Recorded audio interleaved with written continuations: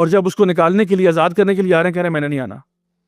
کہتے ہیں میں تب تک نہیں آؤں گا جب تک پہلے میرا نام کلیئر نہیں ہوتا. مجھے اندر کیوں ڈالا تھا آپ نے؟ یہ کیا کہ میں نے اٹیمپٹڈ ریپ کیا کسی کے اوپر, میرے پہ زنا بالجبر کا الزام لگا ہوا ہے, پہلے میرا نام کلیئر کرو, میں اس طرح باہر نہیں آؤں گا.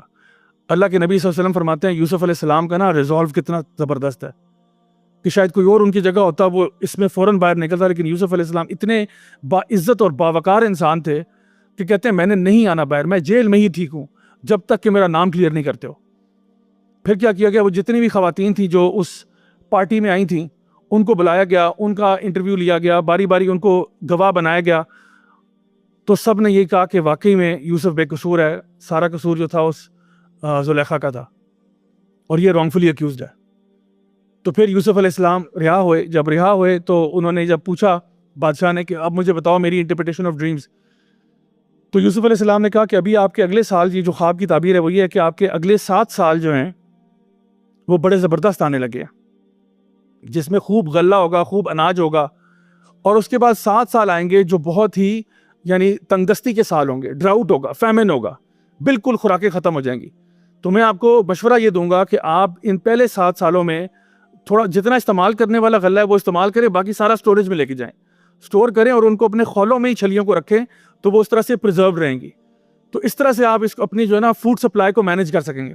انہوں نے پورا ان کو پلان بنا کے دیا, 7 ایئرز پلس 7 ایئرز, 14 سال کا منصوبہ بنا کے دیا. فائنینشیل مینجمنٹ کہہ لیں, اسٹاک مینجمنٹ کہہ لیں, انوینٹری مینجمنٹ کا پورا پلان بنا کے دیا.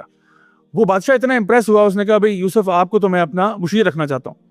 تو سمجھ لیں کہ یوسف علیہ السلام اس ٹائم پر فائنانس منسٹر لگ گئے اس کے, اور وہاں پر ان کو ایک ٹائٹل مل گیا, ان کو ایک عہدہ مل گیا. تو 7 ایئرز تک تو وہ جو معاملات چلتے رہے, وہ کھانا تھوڑا تھوڑا استعمال کرتے تھے, میکسیمم سٹوریج میں جاتا تھا کہ ابھی ہم نے اوور ایٹنگ نہیں کرنی, یہ نہیں کرنا کہ اڑاؤ کھانا, یہ اس کو سنبھال کے رکھو, بہت تھوڑا کھاؤ, منیمم پہ رہو. اور وہ سنبھالتے کہ حتیٰ کہ جب 7 سال پورے ہو گئے اور ڈراؤٹ اور فیمن آ گیا, تو اس ٹائم پر کیا ہوا کہ سارے علاقوں سے لوگ اب اٹھ کے مصر آیا کرتے تھے کہ پتہ چلا کہ مصر والوں نے اتنی زبردست مینجمنٹ کی ہے کہ صرف انہی کے پاس کھانا پڑا ہے اور کسی کے پاس نہیں ہے, سب کا ختم ہو گیا. تو اب لوگ آتے, اور یوسف علیہ السلام چونکہ اللہ کے بندے تھے, اللہ کے رسول تھے, انہوں نے کیا کیا, ان کو یہ پتا تھا کہ ہمیں کیا کرنا چاہیے, ہمیں لوگوں کو دینا بھی چاہیے. کس طرح دینا چاہیے کہ جو لوگ لینا چاہتے ہیں وہ آرام سے ہمارے پاس آئیں. جتنے افراد ہیں, مطلب آپ کی فیملی میں اگر 4 بندے ہیں, 4 بندے لے کر آئیں, 4 بندے آئیں گے, میں 4 کے حساب سے آپ کو سامان دوں گا. اگر آپ ایک بندہ لائیں گے اور وہ کہے گا جی میں 7 بندوں کا سامان لینے آیا ہوں, اس طرح نہیں ملے گا. جتنے بندے ساروں کو لے کے آئیں تو اس کے حساب سے پھر ہم آپ کو کوانٹٹیز میں جو ہے نا اچھی کوانٹٹیز میں خوراک دیں گے, وہ آپ لے کے جائیں. جب کچھ عرصے بعد ختم ہو جائے تو اس کی کوٹا مینجمنٹ کریں گے ہم, یعنی اس طرح کا ایک سسٹم بنایا. اب یہ سسٹم چلنا شروع ہو گیا, اور مصر کے ارد گرد کے جتنے علاقے ہیں ان سب میں یہ خبر پھیل گئی کہ مصر کا جو فائنانس منسٹر ہے وہ زبردست طریقے سے لوگوں کی ہیلپ کر رہا ہے. یہ خبر چلتے چلتے فلسطین کے علاقے اور یہ جروسلم تک بھی جا پہنچی, اور یوسف علیہ السلام کے بھائی اب کافی بڑے ہو چکے ہیں, یوسف علیہ السلام بھی بہت بڑے ہو چکے ہیں, ان تک خبر پہنچی کہ بھئی جو مصر کا جو فائنانس منسٹر ہے وہ یہ آفر لگائی ہوئی ہے, تو ہم بھی پھر چلتے ہیں جا کے, کیونکہ ان کے پاس بھی فوڈ سپلائز تو یہاں پہ بھی ختم تھی. تو انہوں نے کیا کیا, یہ جو 10 بھائی تھے یہ روانہ ہوئے اپنے اونٹ وغیرہ لے کر, اور جا کر یوسف علیہ السلام کے جو آفس ہے یا ان کا جو محل ہے وہاں جا پہنچے. اور جب وہاں پہنچے تو یوسف علیہ السلام نے تو شکل دیکھتے ہی پہچان لیا اپنے 10 کے 10 بھائیوں کو. البتہ انہوں نے یوسف علیہ السلام کو نہیں پہچانا. ایک تو اس لیے کیونکہ وہ امیجن کر رہے تھے کہ وہ فوت ہو چکے ہیں, دوسرا یہ کہ یوسف علیہ السلام اس ٹائم پہ بالکل نوجوان تھے, اب ایک فل اڈلٹ ہیں اور چہرے پر داڑھی وغیرہ اور وہ سارے معاملات ہو چکے ہیں, پلس اتنی ہائی پوزیشن میں ہے, تو آپ کو وہم و گمان میں بھی نہیں ہوگا کہ یہ وہی ہمارا چھوٹا سا بھائی ہے جو آج اس عہدے پہ پہنچا ہوا ہے. تو یوسف علیہ السلام نے کیا کیا, ان کے ساتھ بڑا اچھا تعاون کیا, بہت اچھا تعاون کیا, اور ان کو بتایا نہیں کہ میں یوسف ہوں, لیکن ان کے ساتھ پورا تعاون کیا, خوب ان کو اچھی خاصی سپلائز دیں, اور جب وہ واپس جانے لگے تو ان کا جو مال انہوں نے دیا تھا وہ مال بھی واپس کر دیا. یعنی انہی کے کسی اونٹ میں جو پیسے دیے تھے انہوں نے کہ یہ ہم اس پیسوں کے عوض یہ لے جا رہے ہیں, وہ پیسے بھی واپس کر دیے. اب جب وہ وہاں سے واپس جانے لگے تو انہوں نے کیا کیا کہ واپس جب پہنچے, اچھا جانے سے پہلے یوسف علیہ السلام نے ان کو یہ کہا تھا کہ وہ اپنا محل وغیرہ دکھایا, ٹور کرایا, اور ذرا ان کا تھوڑا بہت انٹرویو بھی لیا. اچھا تم لوگ 10 بھائی, انہوں نے کہا ہاں ہمارا ایک اور بھائی بھی ہے. تو یوسف علیہ السلام نے کہا اگلی دفعہ جب آؤ گے نا, جب یہ سپلائز ختم ہو جائیں تو بھائی کو ضرور لے کر آنا, پھر میں تمہیں اور دوں گا. یعنی اب دیکھیں, اب اتنی ہائی پاور میں, ہائی پوزیشن پہ ایک بندہ اصرار کر رہا ہے کہ نیکسٹ ٹائم اپنے بھائی کو لے کے آنا, تو برا لگتا ہے کہ آپ اس کی بات نہ مانیں اور دوبارہ سے وہی 10 بھائی آ جائیں. تو انہوں نے یہ دل میں بات رکھی کہ ہاں نیکسٹ ٹائم آئیں گے, ہم اپنے بھائی کو ضرور لے کر آئیں گے. اب یہ لوگ جب واپس جاتے ہیں تو یوسف علیہ السلام کے جو والد محترم ہے یعقوب علیہ السلام, ان کو بتایا جاتا ہے کہ بھئی یہ جو مصر کا جو فائنانس منسٹر ہے وہ بہت ہی سخی آدمی ہے, بہت ہی کھلے دل کا, بڑے دل کا مالک ہے. اس نے ہمیں اتنا نوازا ہے کہ سامان دیا, اور پھر واپسی کے سفر میں ان کو ڈسکور ہوا کہ پیسے بھی واپس ہو گیا. ان کا دیکھو اتنا اچھائی کون کرتا ہے. اور اس نے کہا تھا کہ نیکسٹ ٹائم جب آپ آئیں گے نا تو آپ نے بھائی کو لے کے جانا ہے. تو ابھی ہم جب نیکسٹ ٹائم جائیں گے بھائی کو لے کے جائیں گے. یعقوب علیہ السلام نے فلیٹلی انکار کر دیا, بھائی تو کہیں نہیں جا رہا, اور اس بات کا خدشہ ظاہر کیا کہ ایک بیٹا پہلے میں لوز کر چکا ہوں تم لوگوں کے پیچھے. تو انہوں نے پھر کہا کہ چلیں اپنے جو ہے نا باپ کو منا لیں گے آگے جب ٹائم آئے گا. تو کیا ہوا کہ جب وقت گزرتا گیا وہ سامان وغیرہ ساری سپلائز ختم ہو گئی. تو بھائیوں نے فیصلہ کیا کہ ابا جان اب تو سامان سارا ختم ہو گیا, اب ہمیں واپس جانا پڑے گا. تو بہت برا لگتا ہے کہ اگر ہم بھائی کے بغیر گئے. تو خیر بہت بحث مباحثے کے بعد آخر کار یعقوب علیہ السلام نے اگری کر دیا کہ ٹھیک ہے بھائی کو لے جاؤ پھر, لیکن اس کے ساتھ اس کا خیال رکھنا, کیونکہ پچھلی دفعہ تم ایک بھائی کو لے گئے. اور پھر انہوں نے اس پہ نا یعقوب علیہ السلام کو کافی کرٹیسائز کیا کہ ابھی تک آپ کے دماغ سے نا یوسف کا دکھ نہیں گیا, بنیامین کے بارے میں اتنے عرصہ گزر گیا, ابھی تک آپ اس غم میں بیٹھے ہیں. اور وہ یعقوب علیہ السلام سوچیں کہ اتنے عرصے سے بس وہ اللہ کے اوپر یہی آس لگائے بیٹھے تھے کہ میرا بیٹا کہیں نہ کہیں ہے, مجھے پتہ ہے. انہوں نے تو کہا تھا مر گیا, لیکن دل میرا نہیں مانتا اس بات کو. بنیامین کو بہرحال بھیج دیا. اب یہ 11 بھائی جب مصر پہنچتے ہیں تو وہاں جا کے یوسف علیہ السلام سے ملاقات ہوتی ہے. یوسف علیہ السلام بہت وارملی ویلکم کرتے ہیں اور رات کو ایک بہت بڑی دعوت کرتے ہیں ان کی. اور دعوت پہ جو سیٹنگ ارینجمنٹ ہے وہ ایسی ہوتی ہے کہ 1 اپوزٹ 1 پرسن کر کے نا پیئرنگ کر دیتے ہیں کہ ایک کے سامنے ایک کے سامنے ایک, اس طرح تھوڑی اسپیس کے بعد نا اس طرح کر دیتے ہیں. اور ٹوٹل 11 بھائی ہیں, تو اپنے سامنے وہ بنیامین کو بٹھاتے ہیں. اور وہ اور بنیامین آرام سے بیٹھ کے, یہ ایک ماں کے بیٹے ہیں بنیامین اور یوسف, دونوں آمنے سامنے بیٹھے کھانا کھا رہے ہیں. کچھ دیر کے بعد چونکہ ان کو تو پہلے ٹور مل چکا ہے نا پیلس کا, جب یہ پچھلی دفعہ آئے تھے تو ان کو تو سارا کچھ دکھا دیا تھا. یہ وہ ان کا اگر آپ ذرا برا نہ مانے میں ذرا بنیامین کو بھی تھوڑا سا ٹور کرا دیتا ہوں. بنیامین کو ساتھ لے کے جاتے ہیں سائڈ پہ, تو بنیامین کو نا پکڑ لیتے ہیں زور سے, کہتے ہیں بنیامین مجھے پہچانا ہے. تو بنیامین ایک دم سے آنکھیں کھل جاتی ہیں, یوسف یہ تم ہو؟ تو ایک دم سے نا یوسف علیہ السلام بنیامین کو جو ہے گلے لگا لیتے ہیں اور کہتے ہیں اب خاموش ہو جاؤ, کسی کو بتانا نہیں ہے, تو میں تمہیں یہاں سے اب جانے نہیں دوں گا, تم یہاں سے نہیں جا سکتے. تو اس نے کہا لیکن میرے بھائی مجھے لے کے آئے ہیں, ابو کو چھوڑ کے آئے, اب ہم کیا کریں؟ اس نے کہا تم بے فکر ہو جاؤ, آئی ٹیک کیئر آف ایوری تھنگ. یوسف علیہ السلام نے کیا پلان کیا, انہوں نے اپنے لوگوں سے کہا, اپنے جو گارڈز ہیں, کہ بادشاہ کا ایک بڑا خاص گوبلٹ ہوتا ہے جس میں وہ وائن پیتا ہے یا جو بھی چیز ہے, بڑا ایکسپینسو, بڑا پرائسلیس قسم کی چیز ہے, وہ اٹھا کے نا بنیامین کے اونٹ کے بیگ میں ڈال دو, جو بنیامین کا بیگ ہے نا اس میں ڈال دو کہ جیسے بنیامین نے چوری کیا. تو اس کے بعد اعلان کر دو چوری ہوگی, بادشاہ سلامت کا سب سے قیمتی ترین گوبلٹ چوری ہو گیا, پھر میں آگے سے ہینڈل کر لوں گا. تو واپس آگے جب بیٹھے ہیں تو ایک دم سے وہ ایک بندہ اندر آتا ہے کہ جی وہ جو نا بادشاہ سلامت کا گوبلٹ چوری ہو گیا. تو یوسف علیہ السلام کہتے ہیں دیکھیں آپ میرے مہمان ہیں, میں آپ لوگوں کو ٹرسٹ کرتا ہوں, لیکن اگر آپ میں سے کسی نے اٹھایا تو یہ تو بہت برا کیا آپ نے. تو کہتے ہیں نہیں ہم کیوں کریں گے, ہم تو آپ کے بڑے مشکور ہیں, آپ نے تو اتنا ہمارے ساتھ کیا, ہم کیوں چوری کریں گے. انہوں نے کہا چلیں مجھے یقین ہے آپ میں سے کسی نے بھی نہیں کیا ہوگا, لیکن اگر آپ میں سے کسی کے بستے سے یا بیگ سے یہ چیز برآمد ہو گئی تو آپ خود بتا دیں کیا قانون ہونا چاہیے, کیا سسٹم ہے جو آپ فالو کر رہے ہیں, کیونکہ جو آپ کا سسٹم ہوگا وہی میں اس کو مانوں گا, جو آپ کا دین ہوگا وہی میں مان لوں گا. کیا سزا ہونی چاہیے اس بندے کی جس نے چوری کی ہو. تو انہوں نے کہا, اب یوسف علیہ السلام کو اچھی طرح پتا تھا سزا کیا ہونی چاہیے. سزا ان کی یہ تھی کہ جو بھی چوری کرتا ہے نا وہ جس کی چوری کی ہوتی ہے اس کا غلام بن جاتا ہے. چور جو ہے وہ غلام بن جاتا ہے اس کا جس کی چوری کی ہوتی ہے. تو اندر سے جب جا کے تلاشی لی گئی تو بنیامین کے بیگ میں سے وہ برآمد ہو گیا. انہوں نے کہا جی یہ والا اونٹ کس کا ہے؟ یہ تو بنیامین کا. جی اس میں سے برآمد ہوا ہے. تو بھائیوں نے کیا کہا, ہمیں پتا تھا یہ چور ہے کیونکہ اس کا بھائی بھی چور تھا. یوسف علیہ السلام کے سامنے کہہ رہے ہیں. اچھا اس کے بارے میں علماء اپنی تفسیر میں لکھتے ہیں کہ چوری سے مراد ہے کہ اس نے بھائی یعنی یوسف علیہ السلام سے کوئی چوری تو ثابت نہیں ہے نا. ہاں ایک چوری ثابت ہے کہ اس نے ہمارے باپ کا دل چورایا تھا, یہ چوری ثابت ہے. اس کے علاوہ کوئی چوری یوسف علیہ السلام کی کہیں ذکر ہی نہیں ہے اس کا. تو علماء بیان کرتے ہیں کہ ان کو بھی ابھی تک تکلیف تھی یوسف کی تو کہتے ہیں یہ چور ہے، اس کا بھائی بھی چور تھا، تو ہمیں پتا تھا یہ کرے. تو اب یوسف علیہ السلام نے کہا ٹھیک ہے، آپ کا قانون آپ نے خود ہی بتایا تھا کہ اب یہ میری غلامی میں آئے گا، تو یہ اب میرے ساتھ ہے، آپ لوگ چھٹی کریں یہاں سے سارے. تو انہوں نے پھر منتیں شروع کر دی، خدا کا واسطہ یہ نہ کیجیے گا، ہمارا باپ جو ہے نا وہ میں نہیں چھوڑے گا، کیونکہ اس نے یہی کہا تھا کہ لے کے جاؤ گے تو پتہ نہیں یہ بھی کہیں وہاں اس کو چھوڑنا آنا یا کچھ ہو نہ جائے، کوئی حادثہ نہ ہو جائے. ان کو یہ پہلے ہی خدشہ تھا، تو وہ ہمیں بالکل معاف نہیں کریں گے، پلیز ہمیں ہمارے ساتھ بھیجو. انہوں نے کہا واپس تو یہ نہیں جا سکتا. تو پھر میل ڈیل کیا نکالی؟ میل ڈیل یہ نکالی کہ بھئی جو بڑا بھائی ہے جوڈا جو ہے وہ یہاں پہ کہیں آس پاس کہیں ٹھہر جائے گا، باقی 9 بھائی واپس جائیں.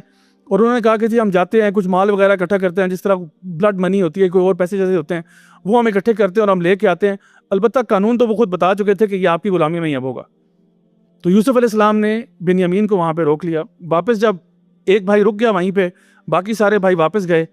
یعقوب علیہ السلام کو جب جا کے یہ خبر دی کہ بنیامین بھی کھو گیا، بنیامین اب ہمارے پاس نہیں ہے، یعقوب علیہ السلام کی رو رو کے نا آنکھیں اندھی ہو گئیں، آپ کی بینائی چلی گئی کہ پہلے میرا ایک بیٹا گیا تھا، اب دوسرا بھی گیا، اور آپ اپنے غم میں، آپ اپنے دکھ میں اللہ سے التجا کر رہے ہیں. بچوں کو کیا کہنا ہے؟ انہوں نے بچوں کو کیا کہنا ہے؟ بس اللہ سے التجا کر رہے ہیں، یا اللہ یہ کیا ہو رہا ہے، اور یا اللہ ابھی بھی میں صبر جمیل کروں گا، میں اپنے غم کا کسی سے شیئر نہیں کرنا چاہتا،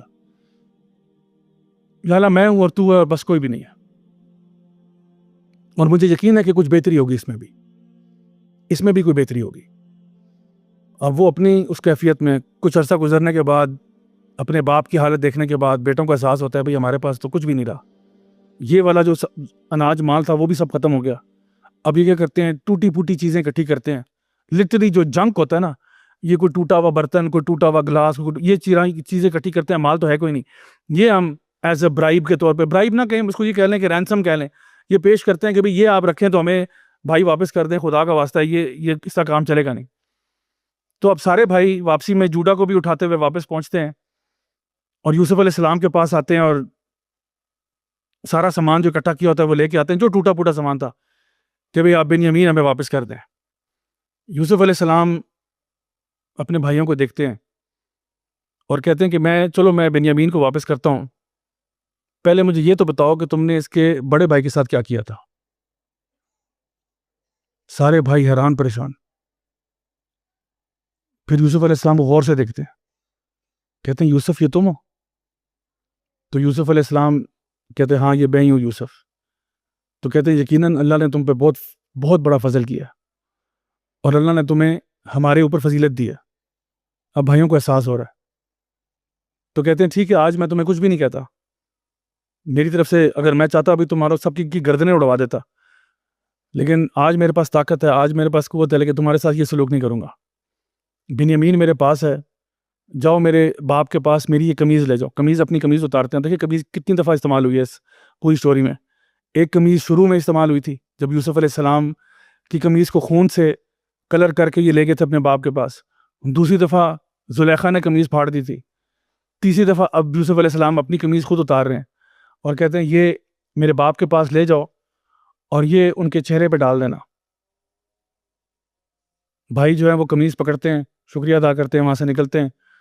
واپس جاتے ہیں تو بعض مفسرین نے اس کے بارے میں لکھا کہ وہ جب قافلہ یروشلم کی طرف آ رہا تھا نا، تو یعقوب علیہ السلام اپنے خیمے سے باہر نکل آئے اور کہتے ہیں مجھے یوسف کی بو آ رہی ہے. ایک باپ ہے نابینا ہے اور خیمے سے باہر نکل آتا ہے اور کہتا ہے مجھے یوسف کی بو آ رہی ہے. قافلہ قریب آتا ہے اور جب بھائی وہاں سے اترتے ہیں قافلے سے، وہ پہلا کام کیا کرتے ہیں؟ باپ کے چہرے کے اوپر یوسف کی قمیض ڈال دیتے ہیں. یعقوب علیہ السلام وہ قمیض اپنے چہرے کے اوپر ملتے ہیں اور آپ کی بینائی واپس آ جاتی ہے. اللہ اکبر! کتنا بڑا معجزہ ہے جو اللہ سبحانہ تعالیٰ نے یعقوب علیہ السلام کے جو ہے ساتھ کیا. اب یعقوب علیہ السلام، ان کی بیوی، یہ سارے بھائی دوبارہ مصر جاتے ہیں. اور اس دفعہ جب جاتے ہیں تو سارا، میں نے کہا تھا نا آخری دفعہ جب گئے تھے پھر ہجرت کے ارادے سے گئے تھے، سارے وہاں پر جاتے ہیں اور یوسف علیہ السلام کے پیلس میں جب داخل ہوتے ہیں تو سب کے سب جو ہے جیسے یوسف علیہ السلام کو دیکھتے ہیں تو وہاں پہ سجدے میں گر جاتے ہیں. یوسف علیہ السلام کھڑے ہوئے ہیں، 11 بھائی، ماں باپ، سب سجدے میں گرے ہوئے ہیں. یہ اس زمانے میں تعظیم کا سجدہ تو جائز تھا، تو سب سجدے میں گر جاتے ہیں. یوسف علیہ السلام آگے بڑھتے ہیں اور اپنے والد محترم یعقوب علیہ السلام کو اٹھاتے ہیں اور کہتے ہیں میرے پیارے ابو، یہ وہی خواب کی تعبیر ہے جو میں نے بچپن میں دیکھا تھا. یعنی آپ سوچیں اتنا لمبا وقت گزر گیا اور یوسف علیہ السلام کو ابھی تک وہ خواب یاد تھا.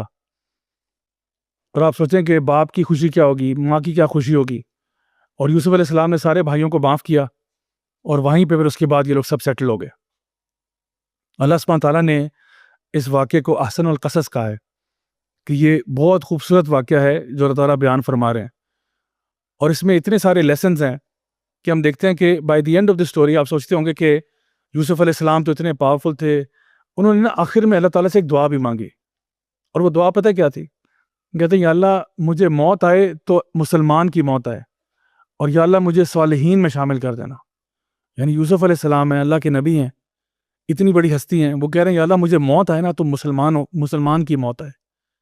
یعنی یہ نہ ہو کہ میں ابھی راستے میں چلتے آف ٹریک ہو جاؤں. آپ کو یاد ہوگا میں نے کئی لیسنز پہلے آپ کو بتایا تھا کہ دینی لوگ آف ٹریک کیسے ہوتے ہیں. یوسف علیہ السلام بھی اللہ سے دعا مانگ رہے ہیں یا اللہ موت آئے تو مسلمان کی موت آئے اور مجھے صالحین میں شامل کر دینا. تو ہمارے لیے جو سب سے بڑا لیسن ہے اس میں سے وہ یہ ہے کہ اپنے اس ایمان کو, اپنے اسلام کو چیریش کریں. بہت سارے لیسنز تو بہت سارے ہیں کہ آپ نے فتنوں کو کے ساتھ کس طرح ڈیل کیا, لسٹ اور ڈیزائر اور ٹیمپٹیشن کو کس طرح ڈیل کیا, صبر کس طرح دکھایا یعقوب علیہ السلام نے اور یوسف علیہ السلام نے جیل کے اندر, اور غلط الزام جب لگائے جاتے ہیں تب انسان کیسے ڈیل کرتا ہے. یہ ساری چیزوں کے بارے میں ہے. پھر آپ کی فیملی ممبر جب آپ کے خلاف ہو جاتے ہیں تو ان سے کیسے ڈیل کیا جاتا ہے. بٹ سب سے بڑھ کر یہ کہ آپ کا جو ایمان ہے وہ آپ کی سب سے بڑی چیز ہے, جس پہ کوئی کمپرومائز نہیں, جس پہ کوئی سمجھوتا نہیں, اور ہر وقت اللہ سے اسی کی دعا کرنی چاہیے. تو اللہ تعالیٰ سے دعا ہے کہ اللہ تعالیٰ ہمیں ہمیشہ ایمان پر رکھے, ہمارا جینا مرنا لا الہ الا اللہ محمد رسول اللہ پر ہو. اللہ تعالیٰ ہمیں ان سٹوری سے عبرت حاصل کرنے کی توفیق عطا فرمائے. کبھی آپ نے محسوس کیا ہے کہ مشکلیں ایک کے بعد ایک آتی رہتی ہیں, دل ٹوٹ جاتا ہے اور انسان سوچتا ہے کیوں میرے ساتھ ہی؟ لیکن یہیں پر صبر کا امتحان ہوتا ہے. قرآن ہمیں یاد دلاتا ہے کہ اللہ صبر کرنے والوں کے ساتھ ہے. صبر کا مطلب صرف چپ رہنا نہیں, بلکہ اللہ پر بھروسہ رکھتے ہوئے ہمت کے ساتھ کھڑے رہنا ہے. روایت کے مطابق prophet Muhammad peace be upon ہم نے ہر مشکل میں صبر کا راستہ اختیار کیا. سوچو, ہر تکلیف جو آپ سہ رہے ہو شاید وہ آپ کو اللہ کے قریب لا رہی ہو, اور ہر آنسو اللہ کے نزدیک ضائع نہیں جاتا.